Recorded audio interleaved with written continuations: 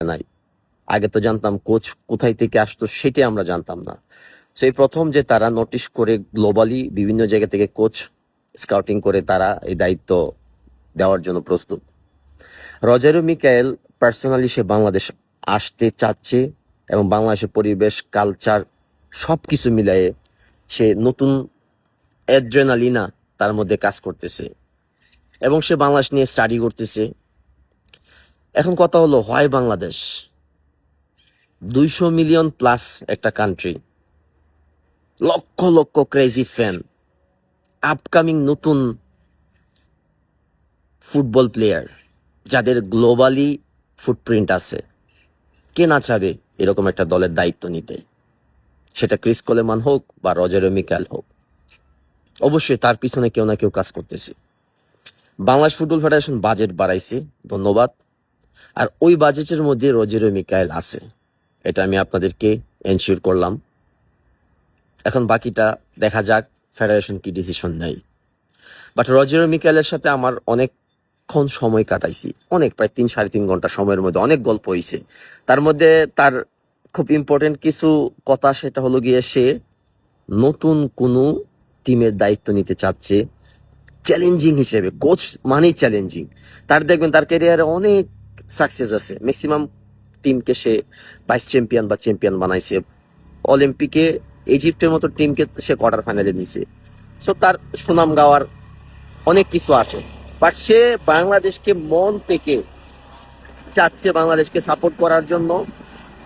তার চেয়ে বড় কথা কি জানেন, আমরা রজারিও মিকায়েলকে পাইলে পাবো নতুন ফুটবল ইন্ডাস্ট্রি ইকোসিস্টেম গড়ার কারিগর। রজারিও মিকায়েলকে দিয়ে আমরা বাংলাদেশে আরো অনেক পরিমাণ নতুন ট্যালেন্ট পোলাওয়ানকে ডেভেলপ করতে পারবো, যেগুলো একটা সময় গিয়ে আমাদের বাংলাদেশের বিভিন্ন ফার্স্ট ডিভিশন ক্লাব বা বিভিন্ন একাডেমিগুলার মেইন হতে পারবে এবং যাদের মাধ্যমে আমাদের একটা ফুটবলের রেভলিউশন আসবে। আমাদের দরকার ব্রাজিল বা সাউথ আমেরিকা, ব্রাজিল, আর্জেন্টিনা এই কমিউনিটির সাথে আমাদের ভালো একটা কোলাবোরেশন। তার একটা ইম্পর্টেন্ট পার্সন হিসেবে দায়িত্ব গ্রহণ করতে পারে রজারিও মিকায়েল। তার যেই অ্যাক্সেস, গ্লোবালি অ্যাক্সেস, সেটা নর্মাল যে কোনো কোচদের নেই। সো আমরা একটা কোচ মানে শুধুমাত্র কোচ না, আমরা পুরো একটা নতুন গ্লোবাল ইকোসিস্টেম একটা মানুষের সাথে কানেক্ট হচ্ছি, যার মাধ্যমে আমরা বাংলাদেশের টোটাল ফুটবলের ডেভেলপমেন্ট হবে। এখন বাকিটা আমরা অপেক্ষায় আছি, আমাদের ফেডারেশন কি ডিসিশন নেই। সবচেয়ে মজার কথা, রজারিও মিকায়েল বাংলাদেশের সাথে, ফেডারেশনের সাথে ডিরেক্টলি আমি কমিউনিকেশন করতেছি, ফেডারেশনের যথেষ্ট পরিমাণ কোলাবোরেশন পাচ্ছি, সবাই আমার সাথে কথা বলতেছে। নো কমিশন বাণিজ্য। ইভেন ব্রাজিলের কোম্পানিকে আমি পার্সোনালি গিয়ে বলছি, প্লিজ আমার দেশের জন্য তোরা এই অনারটা কর। তারাও বলছে আমরা অ্যাডমিনিস্ট্রেশন কস্ট ছাড়া, কোনো কমিশন না। অলরেডি রজারিও মিকায়েলকে বাংলাদেশে অনবোর্ড করার জন্য দুই পার্টি কমিশনের জন্য তারা কামড়ি লাগাই দিছে। একটা পার্টি বাংলাদেশ, একটা পার্টি দেশের বাইরে। আমি নাম বলবো না, বাট সেটা বলবো, আমি যদি দেশের জন্য কিছু করি তা আমার সর্বপ্রথম লেয়াল হতে হবে, সৎ হতে হবে। দেশটা আমাদের।